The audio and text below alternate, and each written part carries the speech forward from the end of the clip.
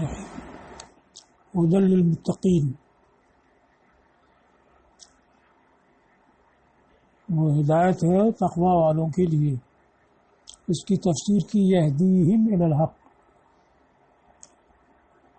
کیونکہ ہدا یہدی یہ دو مفعول کی طرف متعدی ہوتا ہے۔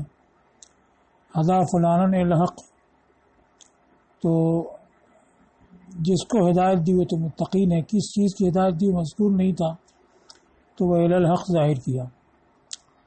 اور ہدن کی تفسیر یہدی سے کی، یہ بتانے کے لیے کہ یہ مصدر معنی میں اس میں فاعل ہادی کے معنی میں ہے، اور ہادی کے بجائے یہدی فعل مضارع سے کی، کیونکہ فعل مضارع قرینے سے استمرار تجددی کا فائدہ دیتا ہے، یعنی یہ برابر ان کو حق کی ہدایت کرتا رہتا ہے۔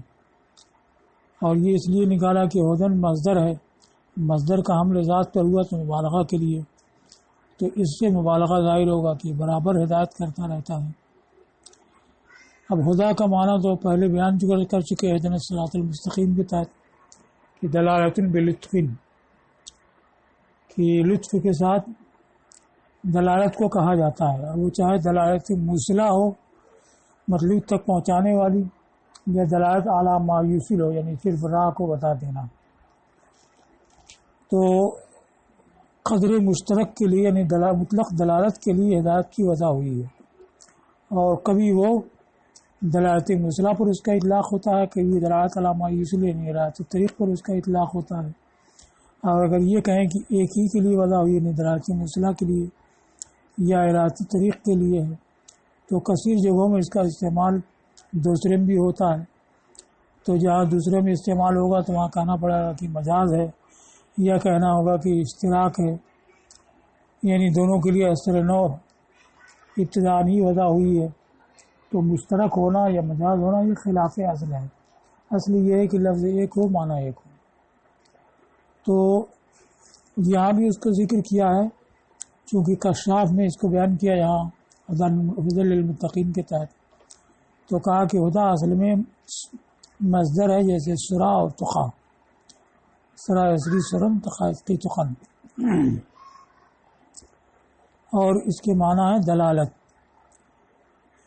اور کہا گیا کہ الدلالۃ الموصلہ الی البغیہ، یہی کشاف نے کہا ہے کہ مقصود تک پہنچانے والی دلالت۔ اب اس میں دلیل بھی دی ہے یہاں، اس لیے کہ ہدا کو دلالت کا مقابل ٹھہرایا گیا ہے باری تعالیٰ کے ارشاد لعلی ہدن او فی ضلال مبین میں، اور اس لیے کہ مہدی نہیں کہا جاتا ہے مگر اسی کو جو مطلوب تک راہیاب ہو چکا ہو۔ یہ دو وجہ بیان کی ہے کہ جو قرآن میں آیا وَإِنَّا إِيَّاكُمْ لَعَلَىٰ هُدًى أَوْ فِي ضَلَالٍ مُّبِينٍ، بے شک ہم یا تم ہدایت پر یا کلی گمراہی میں ہیں۔ تو یہ کہا ہے کہ ضلال کا معنی مقصود کو تک نہ پہنچنا، تو ہدا کا معنی ہوگا مقصود تک پہنچنا،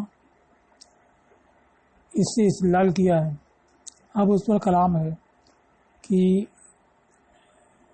ہدا یہدی ہدن یہ لازم بھی ہوتا ہے متعدی بھی، بمعنی راہ نمودن اور بمعنی راہ یافتن۔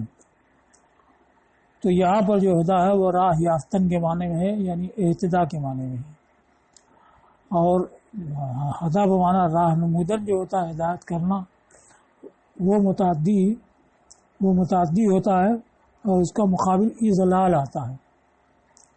راہ پانا بمعنی اہتدا جو ہوتا ہے اس کا مقابل ضلال ہے، اور یہ ہدا جو مذکور ہے یہ ضلال کا مقابل ہے، اضلال کا نہیں۔ اور ہدا جس میں اختلاف ہے کہ وہ دلالت موصلہ ہے کہ ارادت طریق ہے، تو یہ تو وہ ہدا ہے جو متعدی ہے، تو ایسے اس کا ثبوت نہیں ہوتا ہے۔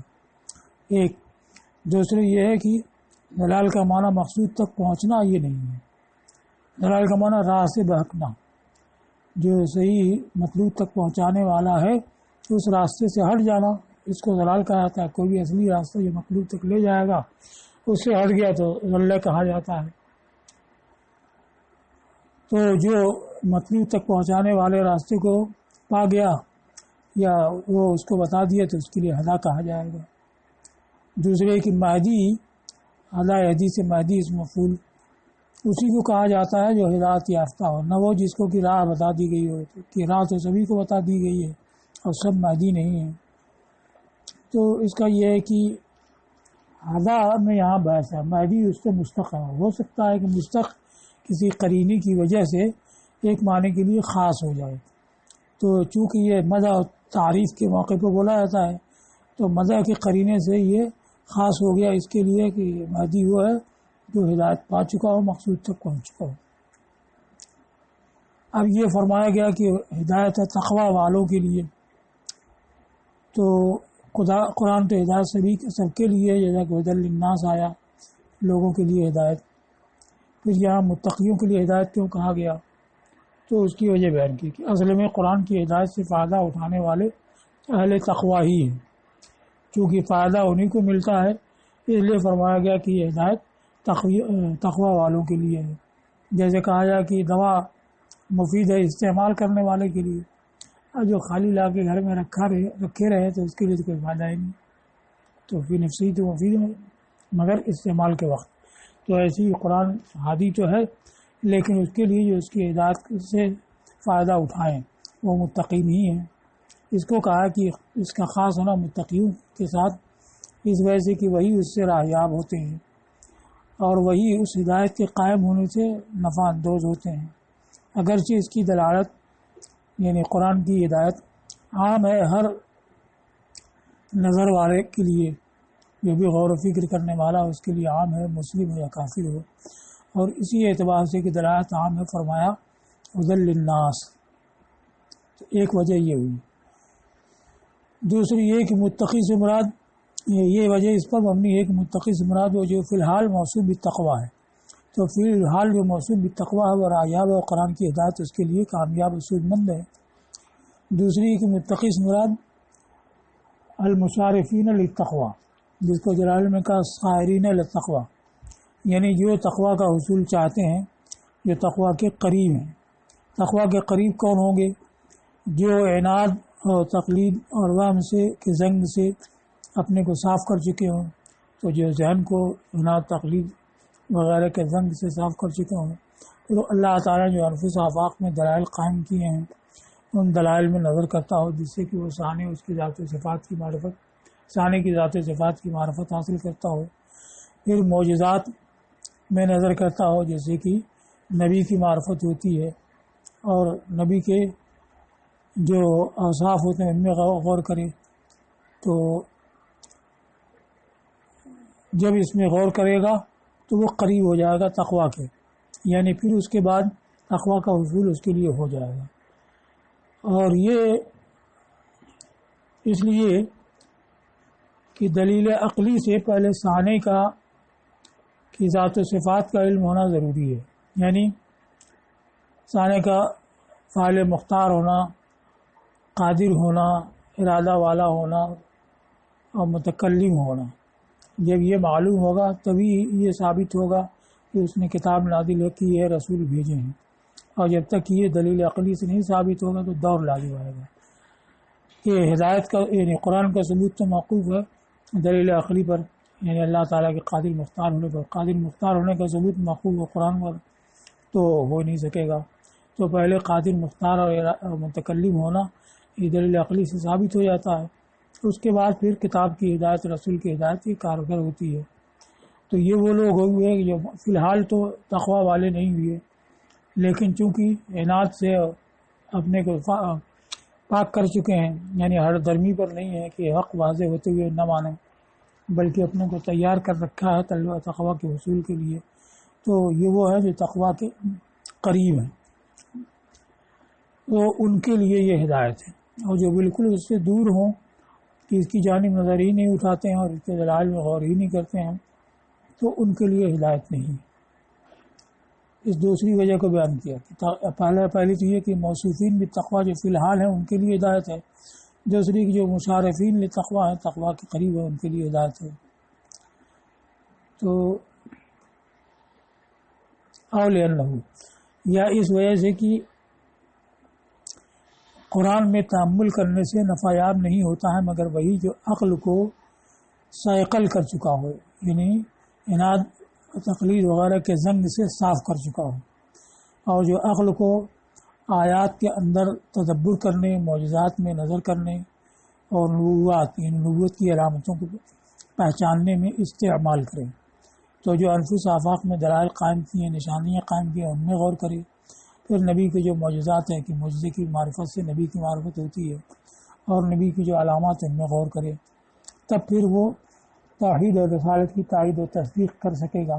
تو ابھی وہ توحید و رسالت کی تائید سے قریب ہے، تو ایسے کے لیے قرآن میں ہدایت ہے، اور جو بالکل ہی اس سے خالی ہو تو اس کے لیے نہیں، اس لیے کہ یہ اس غذا کی طرح ہے جو حفظ صحت کی صلاحیت رکھتی ہے، کہ یہ غذا نفع بخش نہیں ہوگی، نفع نہیں لائے گی جب تک کہ اصل صحت حاصل نہ ہو۔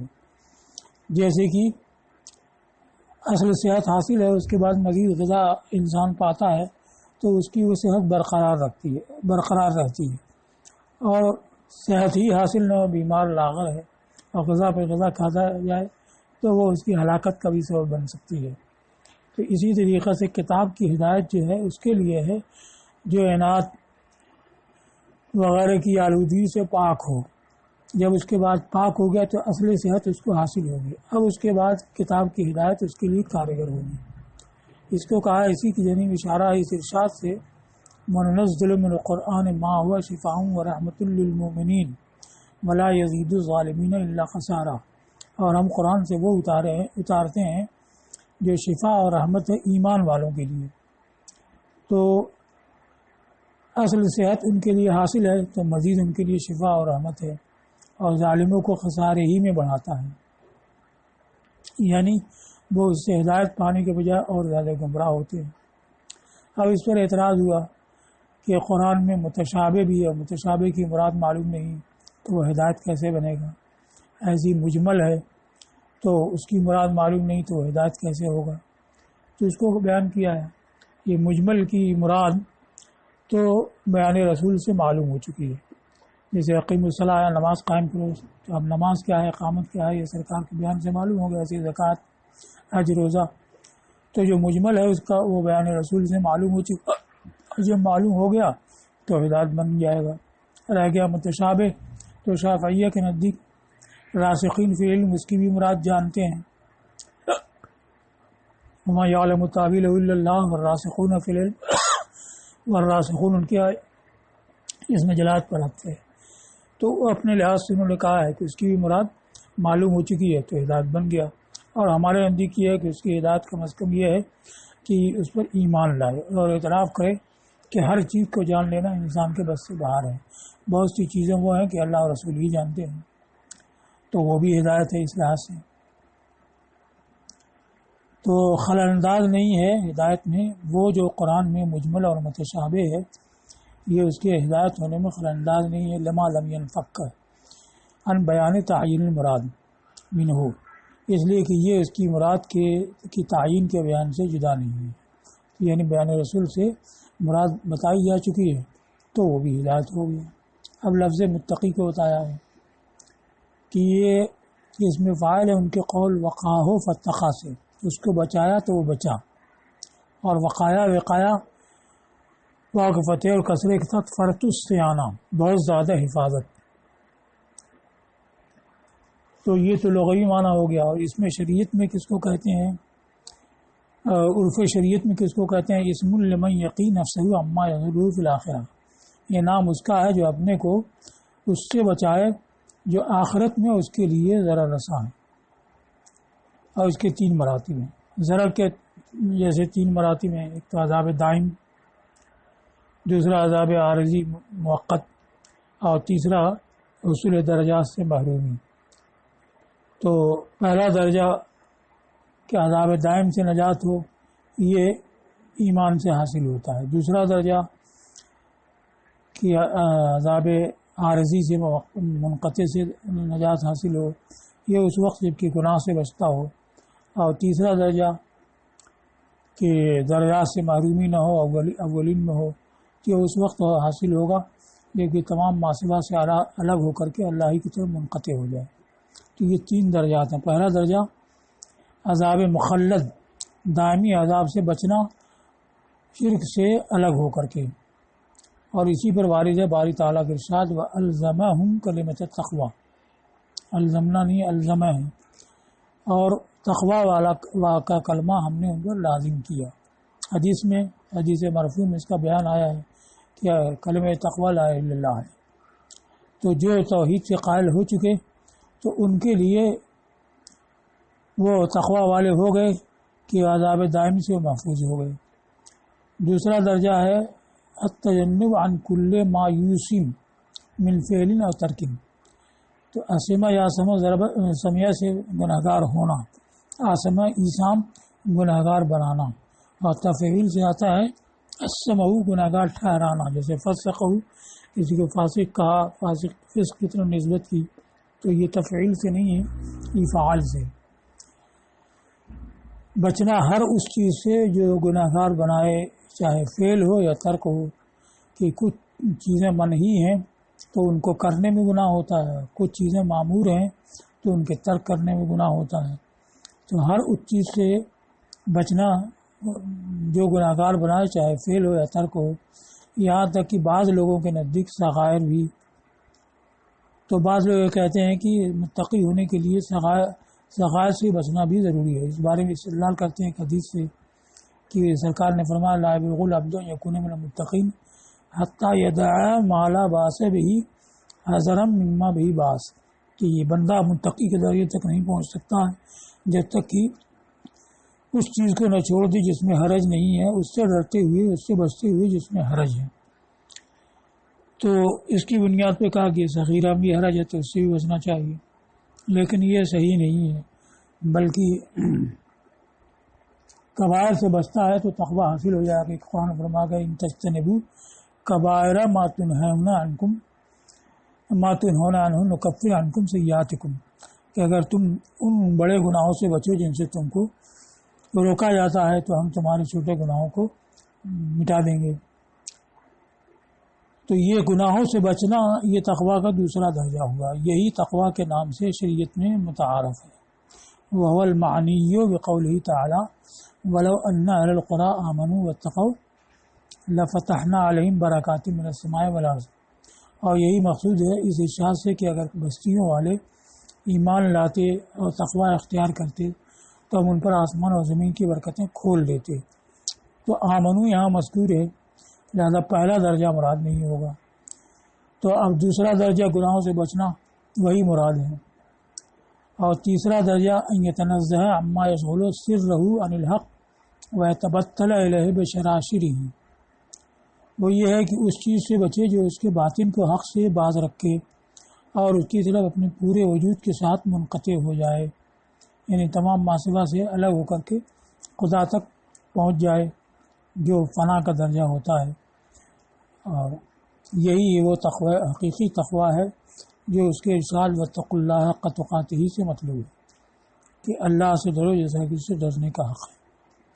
اور ھدی للمتقین کی تینوں صورتوں پر، تینوں وجہوں پر تفسیر کی گئی ہے۔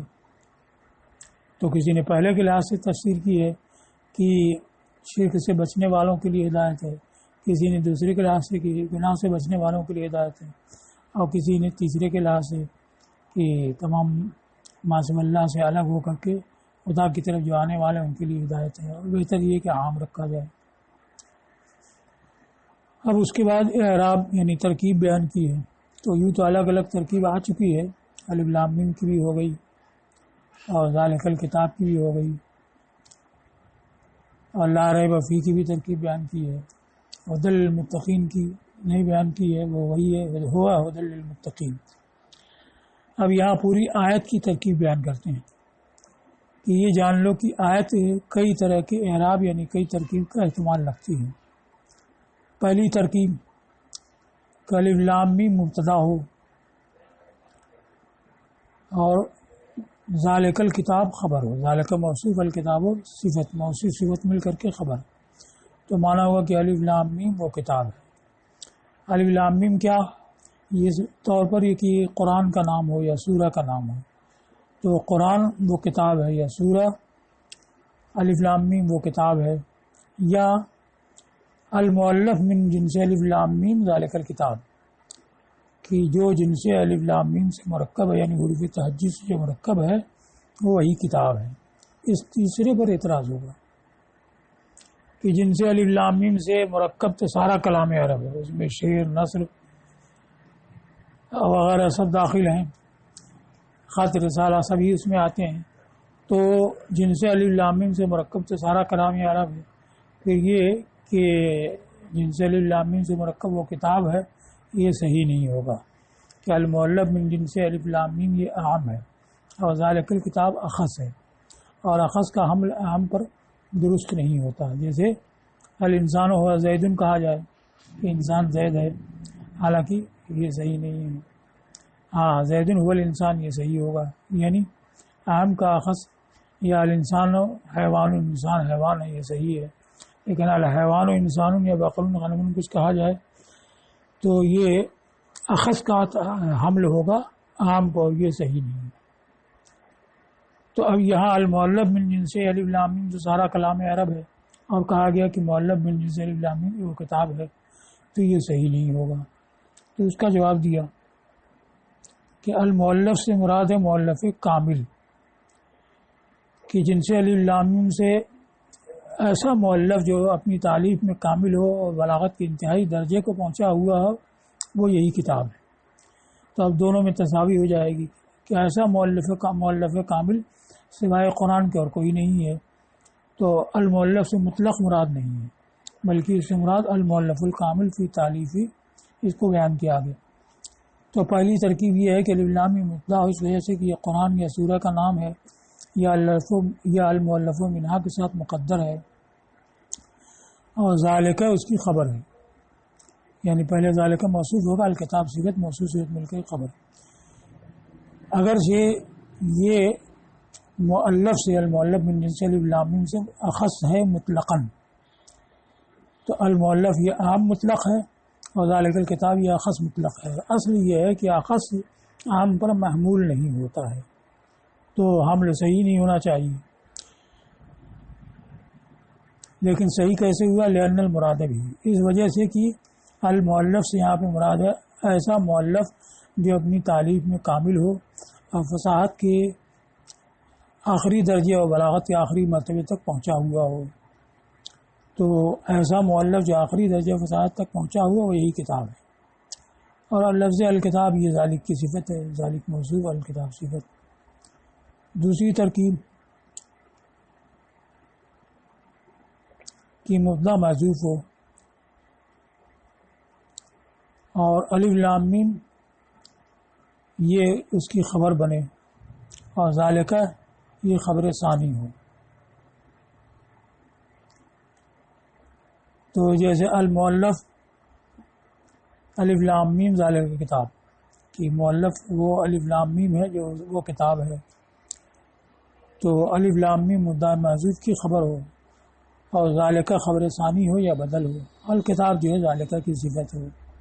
یہ دو ترکیب ہوئی، الف لام میم ذالک الکتاب، کہ مقدر جو ہے مبتدا ہے، الف لام میم خبر اول ہے، ذالک الکتاب خبر ثانی ہے یا بدل ہے۔ اور تیسری ترکیب بعد میں بیان کی ہے،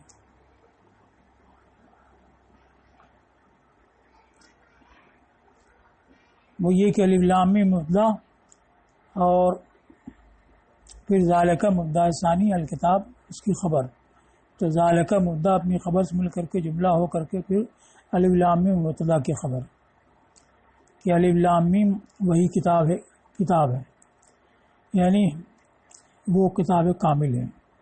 اور تیسری وہ بیان کی ہے کہ الف لام میم مبتدا ہو اور ذالک الکتاب مبتدا ثانی ہو، لا ریب فیہ اس کی خبر ہو، کہ وہ کتاب اس میں کوئی شک نہیں ہے، الف لام میم ہے، تو الف لام میم وہ کتاب ہے جس میں کوئی شک نہیں ہے، تو الف لام میم مبتدا ہوا اور ذالک الکتاب مبتدا ثانی ہوا، لا ریب فیہ اس کی خبر۔ یہ چار ترکیب اس کی ہوئی۔ اب بیچ میں لا ریب فیہ ہے تو اس کو بھی اس کی ترکیب بیان کی، دو ترکیب اس میں گزر چکی ہے، یہاں ایک ترکیب کا اور اضافہ ہے۔ اس کو یہ کہا ہے کہ لا ریبہ قرأت مشہورہ میں مبنی ہے، اس لیے کہ یہ من کے معنی پر مشتمل ہے۔ من جب آتا ہے نفی کے بعد تو نفی کی تاکید کر جاتا ہے، جیسے ما من احد فی الدار.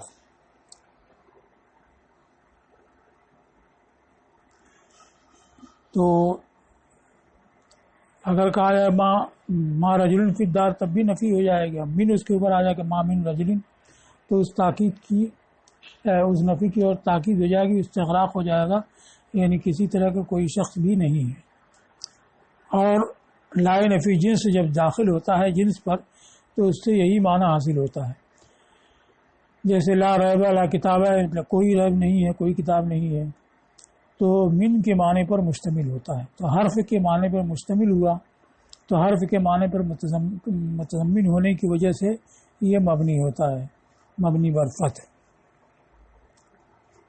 اور لا ریب قرات مشہورہ میں مبنی ہے من کے معنی پر کہ وہ متضمن ہونے کی وجہ سے. اب محل منصوب ہے، جیسے کہ اگر یہ نکرہ آتا یہاں جو مضاف ہو تو لا غلام رجل یہ کہا جاتا، اور غلام رجل یہ معرب ہے اور منصوب ہے. اب اس کی جگہ لا رجلہ آیا، لا ریبہ آیا، تو یہ بھی محلن منصوب ہوگا، لفظاً تو مبنی ہوگا، محلن منصوب ہوگا. تو یہ منصوب المحل ہے. منصوب کیوں ہوا؟ اس وجہ سے کہ یہ لائے نفی جنس کا اسم ہے، اور لائے نفی جنس ان کا عمل کرتا ہے. ان اپنے اسم کو نصب دیتا ہے، خبر کو رفع دیتا ہے. ان زیدن قائم، تو زیدن اس کا اسم منصوب اور قائم اس کی خبر مرفوع. تو ویسی لا بھی ہے. اور یہاں پر ضد کا عمل ضد کو دیا گیا. ان تو جملہ موجبہ کی مثبت کی تاکید کرنے کے لیے آتا ہے، اور لا یہ منفی کی تاکید کرنے کے لیے آتا ہے. تو مثبت کی تاکید کی جو حرف تھا ان، تو نفی کی تاکید کے لیے جو حرف آتا ہے لا، اس لا کو بھی وہی عمل دلا دیا گیا کہ وہ اسم کو نصب خبر کو رفع دیتا تھا، وہی عمل اس کو دلایا گیا.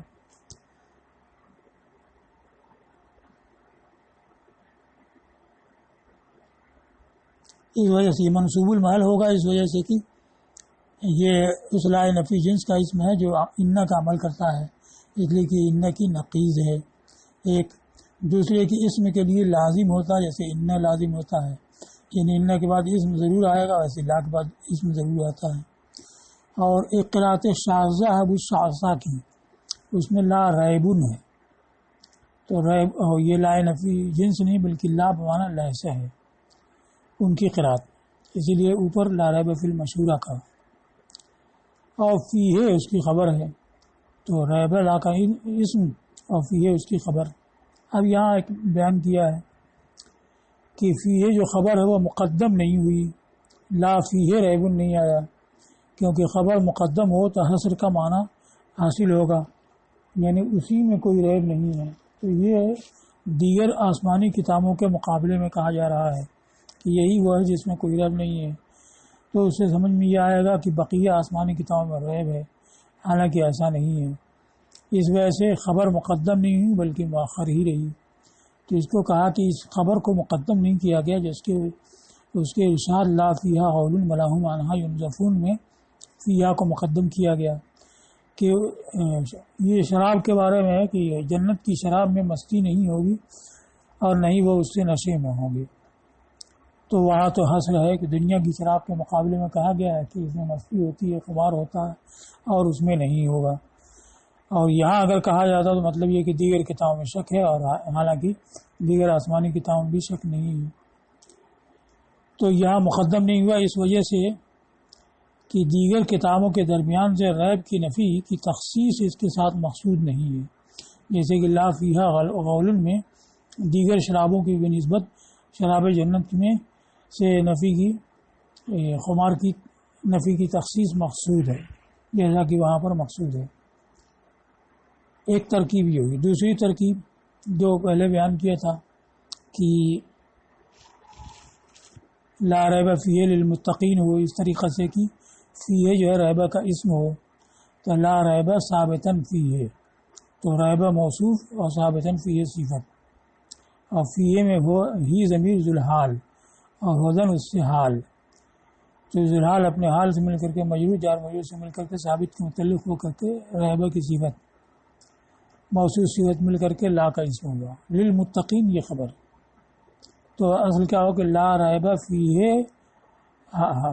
حالہ کونی ہدن للمتقین، اس کے ہادی ہوتے ہوئے اس میں تقوی والوں کے لیے کوئی شک نہیں ہے. یہ دو ترکیب ہوئی. اس کو کہا ہے کہ یا یہ ہے کہ فیہ ریبہ کی صفت ہے اور للمتقین اس کی خبر ہے، اور ہدن منصوب ہے حال ہونے کی وجہ سے. تیسری ترکیب کی خبر محذوف ہے. لا ریب ایک جملہ ہو گیا جسے لا غیر لا باس کہا جاتا ہے، اور خبر اس کی مقدر ہوتی ہے لا غیر یعنی لا غیر فی، لا باس یعنی لا باس فی. تو ویسے یہاں لا ریب کہ کوئی شک نہیں ہے اس میں، تو فی مقدر. اور جو فی مذکور ہے وہ کیا ہے؟ اس کو کہا کہ اس کی اصل ہے فی ہدی للمتقین، تو اس میں ہدایت ہے تقوی والوں کے لیے. تو فی خبر مقدم ہو جائے گا، ہدن یہ مدعا مؤخر ہو جائے گا. تو یہ تیسری ترکیب ہوئی.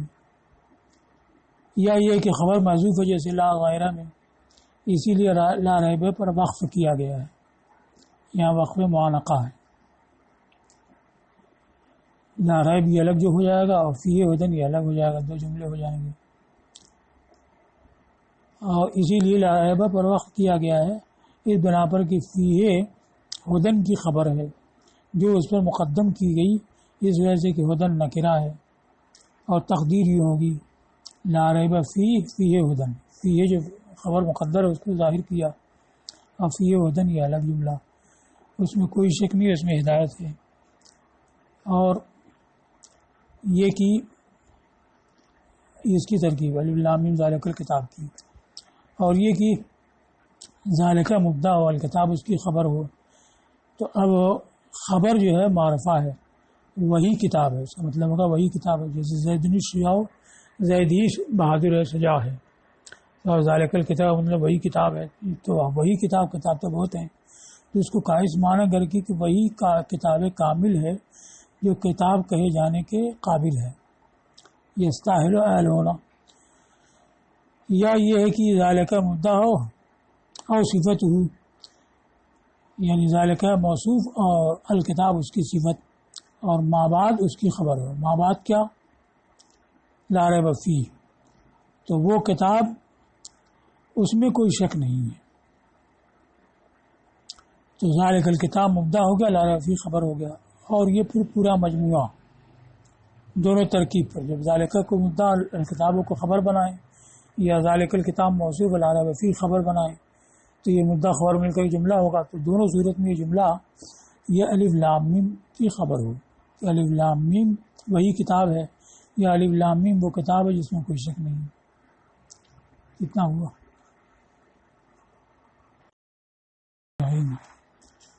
اولا ان یقال انہا اربع جمل متناسقہ. پہلے تو الگ الگ ترکیب بیان کی تھی، 4 ترکیبیں کہ الف لام میم مبتدا اور ذالک موصوف الکتاب صفت موصوف صفت مل کے خبر. دوسری یہ کہ مبتدا مقدر الف لام میم خبر اول اور ذالک الکتاب موصوف صفت خبر ثانی یا بدل. تیسرے یہ کہ الف لام میم خود مبتدا ہے اور ذالک الکتاب یہ خبر، ذالک مبتدا اول الکتاب خبر، مبتدا ذالک مبتدا ثانی اور الکتاب خبر. تو مبتدا ثانی اپنی خبر سے مل کر کے جملہ ہو کر کے مبتدا اول کی خبر ہوا. تیسرے کہ ذالک الکتاب لا ریب فیہ، الف لام میم ذالک الکتاب لا ریب فیہ. تو الف لام میم مبتدا اول، ذالک موصوف الکتاب صفت، موصوف صفت مل کر کے مبتدا دوم، اور لا ریب فیہ بترکیب معلوم یہ خبر. مبتدا ثانی اپنی خبر سے مل کر کے جملہ ہو کر کے خبر ہوا الف لام میم مبتدا اول کی. اب یہاں یہ بتاتے ہیں کہ بہتر یہ کہنا ہے کہ یہ 4 جملے ہیں متناسق، یعنی ایک دوسرے سے جڑے ہوئے، جن میں بعد والا سابق پہلے کی تقریر کرتا ہے، تقریر تاکید کرتا ہے، اور سطر بعد اور تستتبع السابقۃ منہ اللاحقہ، یا پہلے والا بعد والے کو تابع بناتا ہے. تو یقرر لائقۃ من السابقہ بعد والا پہلے کی تقریر تاکید کرتا ہے، تو یہ مؤکد تاکید کے حکم میں ہو گئے، اسی لیے ان کے درمیان حرف عطف داخل نہیں کیا گیا۔ جیسے جاء زید النفس، تو زید مؤکد ہے، نفس تاکید ہے، تو بیچ میں حرف عطف نہیں آئے گا، زید و نفس نہیں کہا جائے گا۔ اب یہ کہ کیسے بعد والا پہلے کی تقریر و تاکید کرتا ہے، اس کی تفصیل کی ہے کہ الف لام میم ایک ایسا جملہ ہے جو اس بات کو بتاتا ہے کہ متحدہ بہی یہ اسی کے جنس سے مرکب ہے۔ المتحدہ بہی مؤلف من جنس الف لام میم، تو جس کے ذریعے چیلنج کیا گیا ہے یہ مرکب ہے اسی کے جنس سے، اور جس سے وہ اپنے کلام کو ترکیب دیتے ہیں اور پھر بھی اس سے عاجز ہیں۔ تو ذالک الکتاب یہ دوسرا جملہ ہے جو جہت تحدی کی تقریر و تاکید کرتا ہے کہ یہ باوجود اس کے کہ یہ انہیں کے کلام کے جن سے مرکب ہے پھر بھی اس سے عاجز کیوں ہے؟ اس لیے کہ یہ کتاب کامل ہے، تو اس کا کتاب کامل ہونا متحدہ بہی ہونے کی تقریر اور تاکید کرتا ہے۔ تو ذالک الکتاب یہ دوسرا جملہ ہے جو جہت تحدی کی تقریر کرتا ہے اس طرح سے کہ یہ ایسی کتاب ہے جو غایت کمال سے موصوف ہے، اور جب غایت کمال سے موصوف ہے یہ سب کمال کی حد تک کوئی پہنچ نہیں سکتا ہے، تو ضرور یہ متحدہ بہی ہوگی۔ تو یہ دوسرا جو ہے پہلے کی تاکید کرتا ہے۔ پھر اس کے کام ثم سجلہ تسجیل، قاضی کا فیصلہ کر کے سجل یعنی رجسٹر میں لکھ دینا، پھر مطلق حکم کرنے فیصلہ کرنے کو کہا جاتا ہے۔ ثم سجل علی کمالی بنفی الریب عنہ، فی یہ نہیں عنہ ہوگا، دوسرے نسخے میں صحیح ہے۔ پھر اس کے کمال کا فیصلہ کیا اس سے ریب کی نفی کر کے،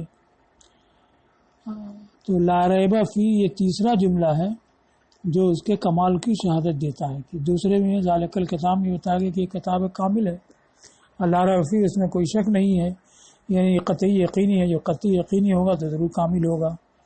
تو یہ تیسرا جو ہے دوسرے کی تاکید کر رہا ہے، تو لا ریب فی تیسرا جملہ ہے جو اس کے کامل ہونے کی شہادت دے رہا ہے، اس لیے کہ اس سے بڑھ کر کے کمال نہیں جو حق اور یقین کو حاصل ہے۔ وَهُدًى لِّلْمُتَّقِينَ بِمَا يُقَدَّرُ لَهُ مُبْتَدَأً رَابِعَةٌ تُؤَكِّدُ كَوْنَهُ حَقًّا لَا يَحُمُّ شَكَّهُ لَهُ۔ هُدًى لِّلْمُتَّقِينَ اس کے ساتھ جو اس کے لیے مبتدا مقدر مانا جائے، یعنی ہوا هُدًى لِّلْمُتَّقِينَ، تو ہوا مبتدا مانا جائے گا اور هُدًى لِّلْمُتَّقِينَ اس کی خبر ہوگا، اور مبتدا خبر مل کر کے یہ چوتھا جملہ ہوگا۔ تو هُدًى لِّلْمُتَّقِينَ اس کے ساتھ جو اس کے لیے مبتدا مانا جائے چوتھا جملہ ہے، تو یہ چوتھا جملہ یہ لا ریب فی کی تاکید کر رہا ہے کہ جب یہ ہادی ہوگا تو ضرور شک سے خالی ہوگا۔ یہ تاکید کرتا ہے اس کے ایسا حق ہونے کی کہ شک کا اس کے نزدیک گزر نہیں ہے، ہمیں عموماً گردش کرنا، تو ایسے حق ہونے کی تاکید کرتا ہے جس کے گرد شک کا گزر نہیں ہے، اس طرح سے کہ وہ تقوی والوں کے لیے ہدایت ہے۔ تو یہ چار جملے ہوئے۔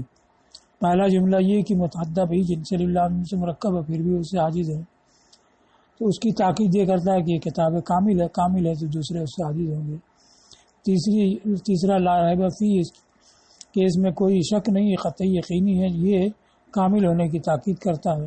پھر متقیوں کے لیے ہدایت ہے تو یہ قطعی یقینی ہونے کی تاکید کرتا ہے۔ اس طرح سے یہ چار جملے ہیں جن میں ہر بات والا پہلے کی تاکید کرتا ہے۔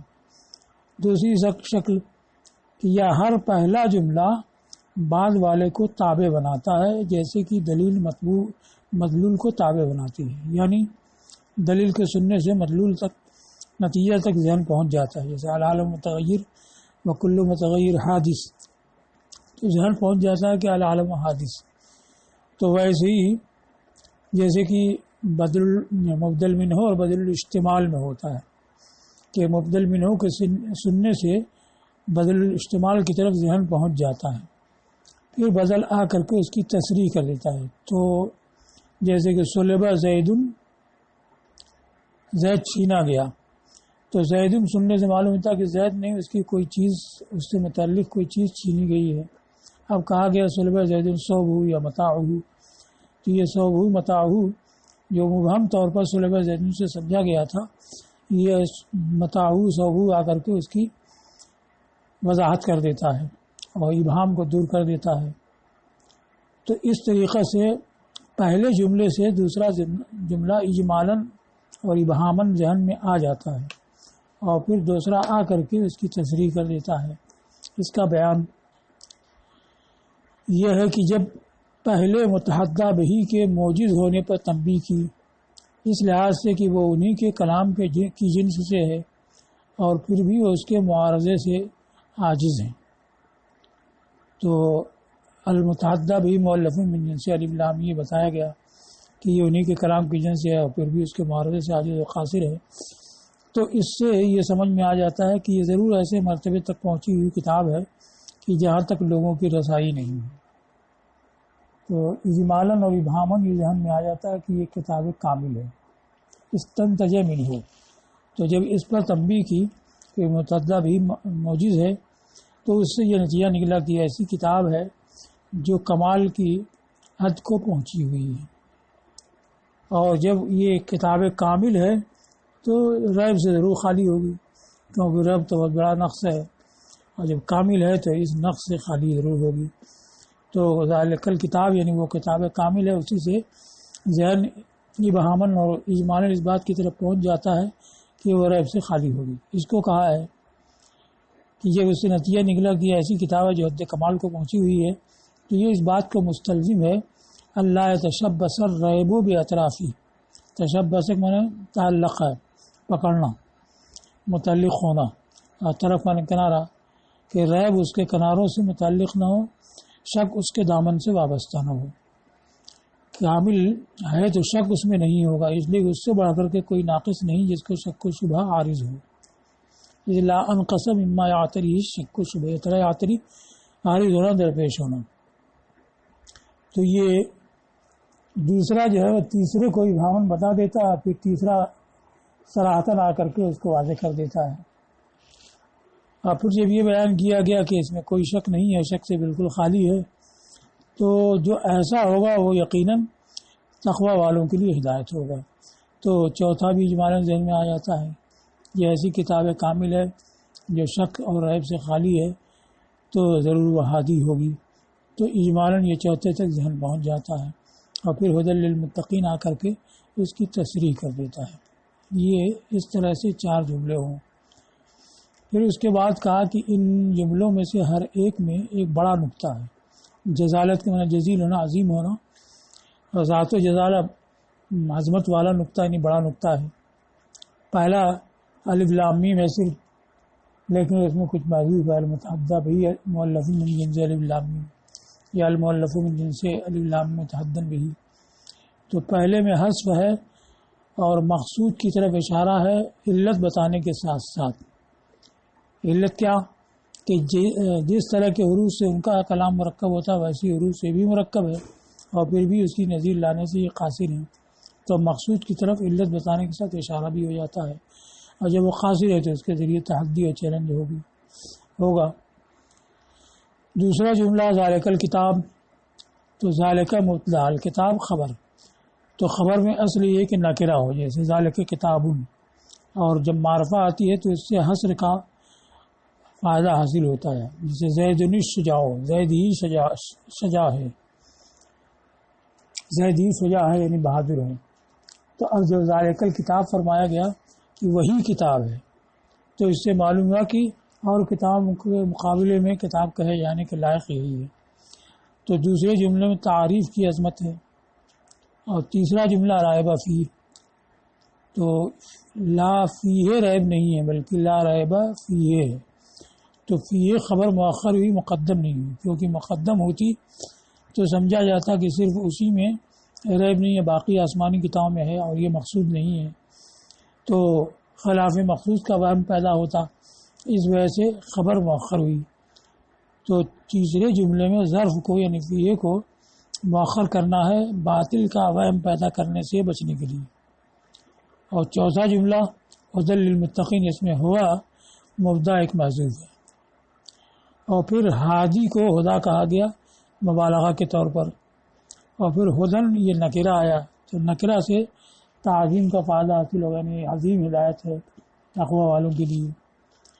اور پھر للمتقین کا دو معنی بتایا گیا کہ وہ جو فی الحال تقوی سے موصوف ہیں ان کے لیے عظیم ہدایت ہے، یا یہ کہ جو تقوی کا حصول چاہتے ہیں اور تقوی کے قریب ہیں ان کے لیے ہدایت ہے.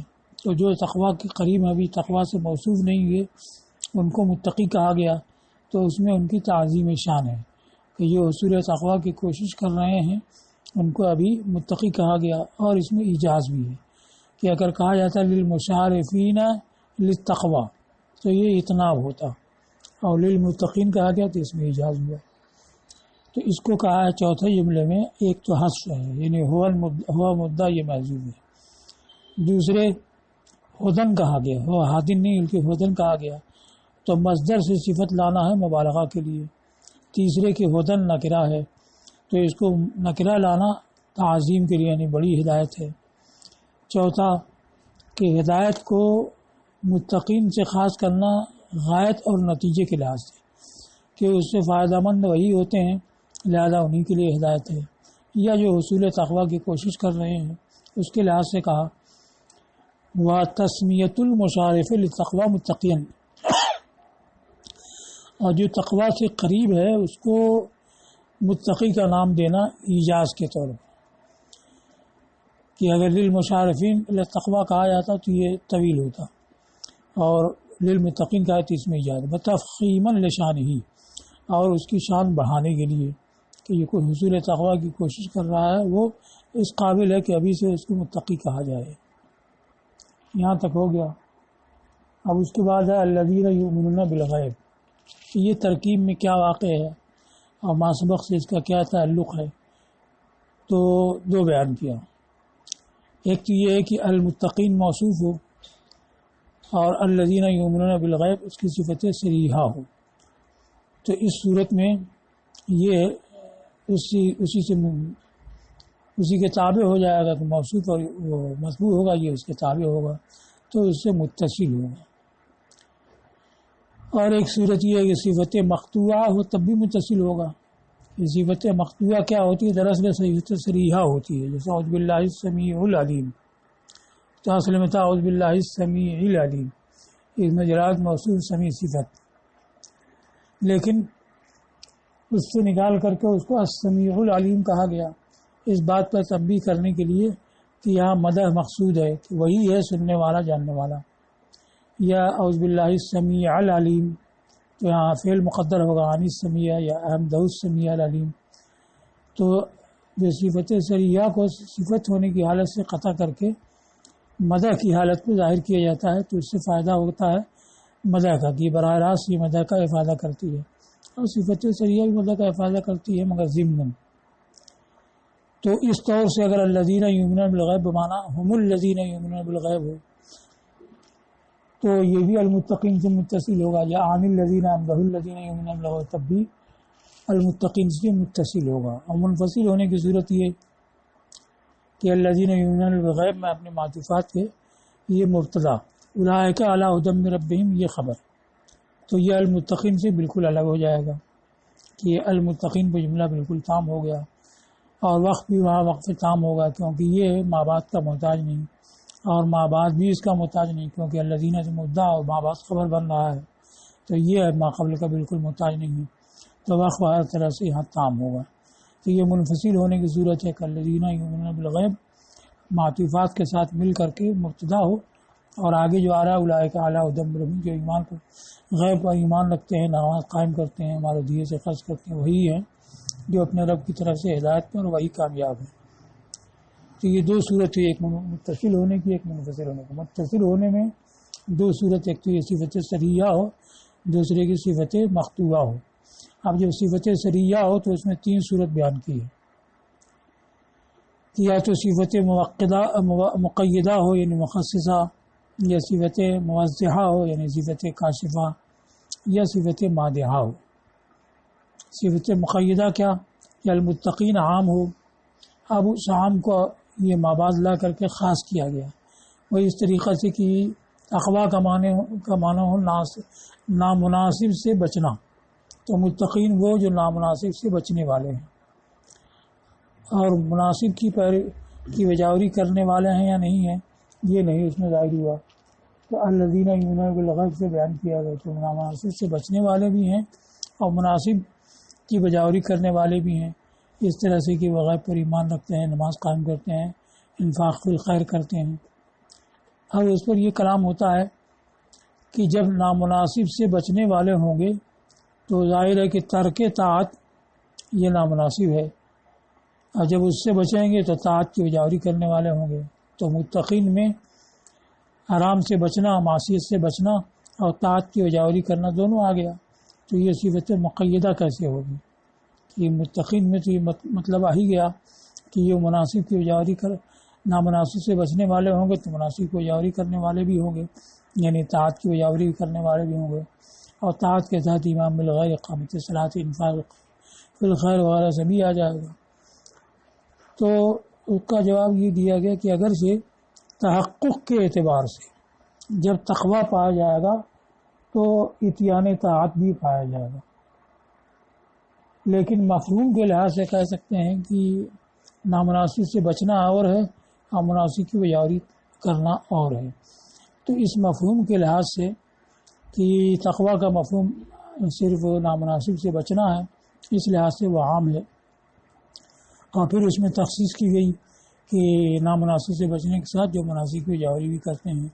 تو اس طرح سے یہ صفت مقیدہ مخصصہ بن جائے گی. تو اس کو کہا ہے کہ یا تو متقین سے متصل ہے اس بنا پر کہ یہ الذین صفت مجرور ہے, تو کہ المتقین مجرور ہے تو اس کی صفت بھی مجرور ہوگی. محلن اگرچہ الذین مبنی ہے اس لیے کچھ ظاہر نہیں ہوگا. تو یہ مقیدہ کیسے بنے گی؟ اگر تقویٰ کی تفسیر ترک مالا ینبغی سے کی جائے, نامناسب کے ترک کرنے سے کی جائے. مترتبۃ علیہ, یہ صفت اس پر مرتب ہے, جیسے ترتبت تحلیہ علی التخلیہ, تحلیہ کو میں نے آراستہ کرنا, تخلیہ کو میں نے خالی کرنا. جیسے کہ آراستہ کرنا خالی کرنے پہ مرتب ہوتا ہے کہ اگر کمرے کو آراستہ کرنا تو پہلے صفائی اس کی کی جائے گی اور نامناسب چیزوں سے خالی کیا جائے گا, پھر عمدہ چیزیں اس میں لا کے رکھی جائیں گی. والتصویر علی التثقیل, اور جیسے کہ صورت گری سیقل گری پر مرتب ہوتی ہے. اگر پتھر پہ کوئی نقش بنانا ہے تو پہلے اس کو صاف و شفاف کیا جائے گا, اس سے زنگ وغیرہ دور کیا جائے گا, پھر اس کے بعد کوئی صورت اس پہ جمائی جائے گی. تو ویسے ہی متقین سے یہ معلوم ہوا کہ جو نامناسب سے بچتے ہیں, الذین یؤمنون سے معلوم ہوا کہ پھر مناسب کی بجاوری بھی کرتے ہیں. یا صفت موضحہ ہو یعنی صفت کاشفہ ہو. تو صفت کاشفہ میں یہ ہوتا ہے اس کے لیے ہوتی ہے کہ موصوف کا کوئی جانتا نہیں ہے, تو صفت لا کر کے اس کی وضاحت, اس کا انکشاف کر دیا جاتا ہے. جیسے الجسم الطویل العریض العمیق یشغل حیزا من الفراغ, تو جسم کے بعد اس کی صفت میں طویل العریض العمیق کہا. تو یہ جسم ہی کا بیان ہے, کیونکہ جسم وہی ہے جو طول عرض عمق رکھتا ہو. تو یہ صفت جو ہے اس کو منکشف کرنے والی ہے, اس کے معنی کو واضح کرنے والی ہے. تو جسم کا جو معنی ہے یعنی جسم طول عرض عمق والا, تو صفت بھی اسی معنی کو منکشف کرے گی, واضح کرے گی. تو موضحہ ہونے کی صورت میں ضروری ہے کہ المتقین سے جو سمجھا گیا وہ اس کی صفت سے بھی سمجھا جائے. تو متقی کے معنی جو حسنات کی بجاوری کرنے والا ہو, سیئات کو ترک کرنے والا ہو. تو متقین کے معنی میں تمام نیکیوں کو کرنا, تمام برائیوں سے بچنا یہ داخل ہے.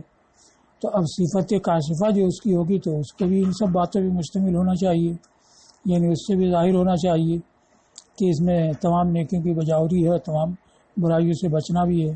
حالانکہ یہاں نیکیوں میں سے صرف 3 ہی کا بیان ہے, ایک ایمان بالغیب, دوسرے اقامت صلاۃ, اور تیسرے انفاق فی الخیر, اور بعد میں ایمان بالمنذرین اور یقین آخرت. تو سب نیکیاں کہاں آئیں, اور برائیوں سے بچنے کا ذکر تو بالکل نہیں آیا. تو یہ صفت کاشفہ, یہ صفت موضحہ کیسے ہوئی, تو اس کو بیان کیا.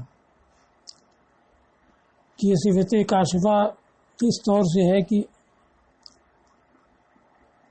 تقویٰ کا مطلب ہوتا ہے فعل حسنات ترک سیئات، تو اس میں فعل حسنات یہ اصل ہے. تو اب حسنات کا یہاں بیان ہے، اور ان حسنات میں ایک ہی حسنہ ایسی ہے جو تمام سیئات کے ترک پہ مشتمل ہے، وہ ہے اقامت صلاۃ. ان الصلاۃ تنہی عن الفحشاء والمنکر، کہ نماز بے حیائی و برائی سے روک دیتی ہے. تو اس میں حسنات کا ذکر اس طریقے سے ہوا کہ اس میں ترک سیئات بھی آ جاتا ہے، کہ اقامت صلاۃ جب ہوگی تو ترک سیئات بھی ہوگا. تو یہ حسنہ وہ ہے جس میں جو ترک سیئات پہ مشتمل ہے. دوسرے یہ ہے کہ 3 طرح کی عبادت ہوتی ہے. حسنہ 3 طرح کا ہوتا ہے، یا تو اس کا تعلق قلب سے ہوتا ہے، یا قالب سے ہوتا ہے، یا مال سے ہوتا ہے. تو قلبی، قالبی اور مالی، تو یہاں جن کو بیان کیا گیا ہے ان کا حال یہی ہے کہ یہ حسنہ ایمان بالغیب اس کا تعلق قلب سے ہے، اقامت صلاۃ اس کا تعلق بدن سے ہے، اور انفاق فی الخیر اس کا تعلق مال سے ہے. اور یہ بیان کیا گیا کہ یہ اصول ہیں، یعنی قلبی عبادتوں میں اصل ہے ایمان، پھر اس کے بعد بدنی عبادتوں میں اصل ہے اقامت صلاۃ، اور مالی عبادت میں انفاق فی الخیر، باقی ان کے توابع ہیں. تو یہاں پر حسنات کو اس طرح سے ذکر کر دیا گیا کہ اصول کو بتا دیا گیا، اور فروع جو ہیں ان کے ضمن میں شامل ہیں. اس طرح سے تمام حسنات اس میں آ گئی ہیں. اور ایک حسنہ ایسی ہے جو کہ جس کے تحت ترک سیئات بھی آ گیا. تو اس طرح سے فعل حسنات ترک سیئات دونوں پر مشتمل ہے، اور تقویٰ کا مفہوم وہی ہوتا ہے، فعل حسنات ترک سیئات. اس طرح سے یہ المتقین کی صفت کاشفہ بن جائے گی. تو اس کو کہا کہ یا صفت موضحہ ہو، اگر تقویٰ کی تفسیر اس سے کی جائے جو فعل حسنات اور ترک سیئات کو شامل ہو. تو اب یہ فعل حسنات ترک سیئات تو بہت ہے، اس میں یہی چیزیں 3 چیزیں جیسے مذکور، ان سے کیسے ہوگا؟ تو اس کو کہا اشتمال ہی، اس وجہ سے کہ مشتمل ہے اس پر جو اعمال کی اصل اور حسنات کی اساس بنیاد ہے، وہ کیا؟ ایمان، نماز، صدقہ. اس لیے کہ یہ نفسانی یعنی قلبی اور اعمال اور بدنی اور مالی عبادات کی اصل ہیں. قلبی عبادتوں میں سے ایمان، اور بدنی اور مالی میں سے نماز اور انفاق، یہ اصل ہیں جو دیگر طاعتوں کو تابع بنانے والی ہیں، اور معاصی سے بچنے کو بھی اکثر، یعنی جب ان کی بجاوری ہوتی ہے تو معاصی سے بچاؤ بھی ہو جاتا ہے. اللہ تعالیٰ کیا دیکھتے نہیں باری تعالیٰ کا ارشاد ان الصلاۃ تنہی عن الفحشاء والمنکر، کہ بے شک نماز بے حیائی و برائی سے روک دیتی ہے. تو اصول کو بیان کر دیا گیا کہ فعل حسنات میں اصول یہی ہے، اور ترک سیئات پر بھی مشتمل ہے. تو جب فعل حسنات ترک سیئات سب کو بتا دیا تو متقی کی صفت کاشفہ ہو گئی. اور دیکھتے نہیں حضور صلی اللہ تعالی وسلم کا ارشاد رواہ البیہقی، کہ فرمایا نماز دین کا ستون ہے، اور زکوٰۃ یہ اسلام کا پل ہے. اچھا، اور مادحتن صفت سریہ ہونے کی ایک صورت مخصصہ ہو، دوسری کاشفہ ہو، تیسری کی مادحہ ہو. تو مادحہ میں یہ ضروری نہیں ہے کہ موصوف جتنے امور پر مشتمل ہے تو اتنے امور پر صفت بھی مشتمل ہو. بس یہ ہے کہ کچھ خاص صفات سے کسی کی مدد کر دی جاتی ہے. تو متقین تو تمام فعل حسنات کو کرنے والے اور سیئات سے بچنے والے کو کہتے ہیں. اب ان کی کچھ خوبیوں کو ذکر کر دیا گیا، جن خوبیوں کو ذکر کرنے سے ان کی مدد ہو جاتی ہے. تو ان خوبیوں میں ایمان بالغیب، اقامت صلاۃ، انفاق فی الخیر ہے. اب یہ سوال ہوتا کہ انہی صفات سے ان کی مدح کیوں کی گئی؟ اور بھی صفات ہیں. تو اس کا جواب یہ ہے کہ یہ صفات اہم اور عظیم ہیں، تو ان کی اہمیت اور عظمت کی وجہ سے انہی صفات کو ذکر کیا ہے. کسی موضوع کی بہت صفات ہیں، تو ان میں اہم اور عظیم صفات جو ہوتی ہیں وہ بیان کر دی جاتی ہیں. اور مادحتن بما تضمنہ، یا یہ صفت مادحہ ہے ان صفات کے ساتھ جو اس کے ضمن میں ہیں. اب وہی سوال ہوتا ہے کہ پھر انہی صفات سے کیوں مدد ہوئی؟ تو کہا وہ تخصیص الایمان بالغیب و اقام صلاۃ و ایذاء زکوٰۃ بالذکر اظہار لفضلها، اور ایمان بالغیب اور اقامت صلاۃ اور ایتاء زکوٰۃ کو ذکر سے خاص کرنا ان کی فضیلت کا اظہار ہے ان سب پر جو اس میں تقویٰ کے تحت داخل ہیں۔ تو ان کے افضل اور اہم ہونے کی وجہ سے ان کے ذریعے تعریف کی گئی، یہ کہنا کافی ہے۔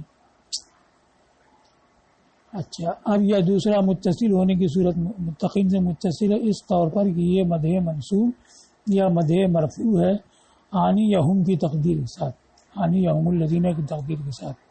تو آنی الذین ہوگا تو منصوب ہو جائے گا، ہم الذین ہوگا تو مرفوع ہو جائے گا۔ تو یہی صفت مقطوعہ ہوتی ہے۔ تو صفت مقطوعہ بھی موصوف سے متصل ہی ہوتی ہے، اس لیے متصل ہی کے اندر آئے گا، منفصل میں نہیں آئے گا۔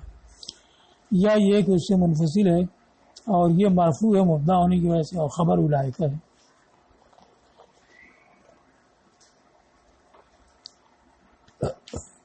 یہاں تک تو ربط کا بیان ہو گیا کہ ما سبق سے ربط کیا ہے، ترکیب کیا ہے۔ اب اس کے بعد دو لفظ ہیں اس میں، ایک ایمان ہے، غیب ہے۔ تو ایمان کسے کہتے ہیں، غیب کسے کہتے ہیں، اس کا بیان ہے۔ اچھا، فیکون الوقف المتقین تام، جب یہ منفصل ہوگا الذین مبتدا اولئک خبر، تو یہ ما سبق کا محتاج نہیں رہے گا، اس سے الگ ہو جائے گا۔ تو یہاں المتقین یہ بھی ماں بات کا محتاج نہیں رہے گا، تو وقف اس پر وقف کام ہوگا۔ اب لفظ ایمان کو بتایا کہ ایمان لغت میں عبارت عن تصدیق ماخوذ من الامن کأن المصدق آمن المصدق من التکذیب والمخالفہ۔ تو لغت میں تصدیق کو ایمان کہتے ہیں، تصدیق مانے سچا قرار دینا۔ اب پھر یہ امن سے لیا گیا ہے، یعنی اصل میں امن سے امن ہونے بے خوف ہونا، اب اس کے بعد اس کا معنی ہو گیا تصدیق کرنا۔ تو اس میں اور امن میں مناسبت کیا ہے؟ تو مناسبت کو بتایا گیا کہ تصدیق کرنے والے نے مصدق کو، جس کی تصدیق کی جا رہی ہے، اس کو تکذیب سے اور مخالفت سے بے خوف کر دیا۔ اور تو آمن ہوگا امن تو ہوں، میں اس سے بے خوف ہوا، آمن تو ہوں، میں نے اس کو بے خوف کیا، آمن تو العدو، جیسے میں نے اس کو دشمن سے بے خوف کیا۔ تو آمنہ جو ہے دونوں مفعول کی طرف متعدی بنفسی ہوتا ہے، ہو مفعول اول، العدو مفعول ثانی۔ اور یہاں یمنون با کے ساتھ متعدی ہے، یمنون بالغیب آیا، تو اس کو کہا ہے کہ با کے ساتھ اس کا تعزیہ اعتراف کے معنی کی تضمین کی وجہ سے، یعنی یؤمنون معترفین بالغیب، غیب کو مانتے ہوئے وہ تصدیق کرتے ہیں۔ اچھا، اب یہ قد یطلقوں سے بیان کیا ہے، تو یہ معنی ایمان کا کم ہے بنسبت پہلے معنی کے۔ تو کبھی یہ وثوق کے معنی میں بھی بولا جاتا ہے، اعتماد کرنے کے معنی میں۔ تو اب اس کی مناسبت کیا ہے اصلی معنی سے؟ اصلی معنی تو امن بے خوف ہونا ہے، دوسرا معنی اعتماد کرنا۔ تو اس مناسبت کو بیان کیا، من حیثو ان الواثق صار ذا امن، اس لحاظ سے کہ اعتماد کرنے والا امن والا، بے خوفی والا ہو گیا، جو اعتماد کرتا ہے بے خوف ہو جاتا ہے۔ اور اسی سے یہ مقولہ ہے ما آمنت ان اجد صحابتن، صحابہ اور صحابہ مصدر ہے، ساتھ ہونا۔ پھر اس کے بعد ساتھیوں کو بلایا جاتا ہے، رفقا کو۔ ما آمنت ما وثقت ان اجد، مجھے بھروسہ نہیں کہ ساتھیوں کو پاؤں۔ تو جو ایسا شخص جس کو بولتا ہے جو قافلے سے پچھڑ گیا، جب پچھڑ گیا کوشش کر رہا ہے کہ جائے، تو اس حالت میں کہتا ہے مجھے اعتماد نہیں کہ میں ساتھیوں کو جو قافلہ کے آگے جا چکا ان کو پاؤں۔ اب یہ دونوں وجہیں یؤمنون بالغیب میں حسن ہیں، یعنی یہ کہ وہ غیب کو مانتے ہوئے اس کی تصدیق کرتے ہیں، یہ غیب پر اعتماد کرتے ہیں، دونوں حسن ہیں لغت کے لحاظ سے۔ اور لیکن شریعت میں اس کا کیا معنی ہے؟ تو جب شریعت میں نصوص میں کہیں معنی لغوی ہو کہیں معنی شرعی ہو، تو معنی شرعی یہ مقدم ہوتا ہے، تو شرعی معنی ہی لیا جائے گا۔ ہاں یہ کہ کوئی دلیل صارف ہو کہ شرعی معنی بن نہیں سکتا ہے، تب لغوی معنی مراد لیا جائے گا۔ تو اب شرعی معنی کیا ہے ایمان کا، اس کو بتایا۔ التصدیق بما علم بضرورت انہ بدنون محمد صلی اللہ علیہ وسلم، اس کی تصدیق کرنا جس کے بارے میں ضروری طور پر یہ معلوم ہو کہ وہ دین محمد صلی اللہ تعالی وسلم سے ہے. تو جیسے کہ توحید، نبوت، بعث اور جزا. تو جن امور کا دین اسلام سے ہونا ضروری طور پر معلوم ہے، ضروری کا مطلب بدیہی طور پر، تو اب یہ سب امور تو بدیہی ہیں، نہیں نظری ہیں. بدیہی طور پر اس لیے کہا جاتا ہے کہ عوام خواص سب کو معلوم ہے، یعنی سب کو جن امور کا دین سے ہونا معلوم ہو ان کی تصدیق کرنا. تو اس میں یہ ہے کہ وہ دلیل قطعی ثابت ہو، پھر اس کے بعد یہ سب کا اس پر اجماع ہو اور سب اس کو جانتے ہوں. جب اس حد کو پہنچ جائے گا تو ضروریات سے ہو جائے گا اور اس کا ماننا یہ ایمان ہوگا، اور اس میں سے کسی ایک کا انکار کرنا یہ کفر ہوگا. تو ایمان یہ امور دین کی تصدیق کا نام ہے. اس کی تصدیق کا جو ضرورت، جس کے بارے میں بالبداہت یہ معلوم ہے، بے ضرورت معلوم ہے کہ دین محمد صلی اللہ علیہ وسلم سے یہ توحید، نبوت، بعث، جزا، یہ متکلمین اہل سنت کے نزدیک ہے. دوسرا، 3 امور کا مجموعہ یہ ایمان ہے: حق کا اعتقاد رکھنا، دوسرے اس کا اقرار کرنا، تیسرے اس کے تقاضے پہ عمل کرنا. یہ جمہور محدثین اور معتزلہ اور خوارج کے نزدیک ہے. تو ان کے نزدیک جب تینوں امور پائے جائیں گے تو ایمان ہے: اعتقاد، اقرار، عمل. اور تینوں میں سے کوئی ایک نہ پائے جائے تو ایمان متحقق نہیں ہوا.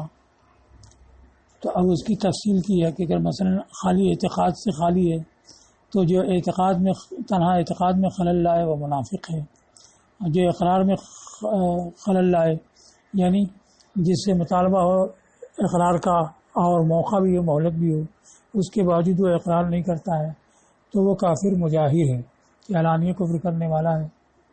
اور جو صرف عمل میں خلل لانے والا ہو، اعتقاد بھی رکھتا ہے، اقرار بھی کرتا ہے مگر عمل نہیں کرتا ہے، تو یہ فاسق ہے بالاتفاق. یعنی محدثین، معتزلہ، خوارج سب کے نزدیک فاسق ہے، اس میں کوئی اختلاف نہیں. لیکن اب اس کے بعد فرق ہوتا ہے کہ خوارج کے نزدیک ایمان سے باہر ہے، کیونکہ ان کے نزدیک کفر جو ہے عدم الایمان امن من نشانی ہے یومن کلام ہے. تو جس کو مومن ہونا چاہیے اس سے ایمان کرنا پایا جانا، اور مومن ہونے کے لیے تینوں چیزیں تھیں: اعتقاد اور اقرار اور عمل، اور تینوں میں سے ایک نہیں پائی گئی اور جز نہیں پایا گیا تو کل بھی نہیں پایا گیا. لہذا وہ کہتے ہیں کہ ایمان نہیں پایا گیا، اور جہاں ایمان نہیں ہوگا تو کفر ہوگا. تو وہ ایمان کفر میں واسطہ نہیں مانتے ہیں، اور وہ کہتے ہیں کہ جب وہ مومن نہیں ہو تو کافر ہوگا.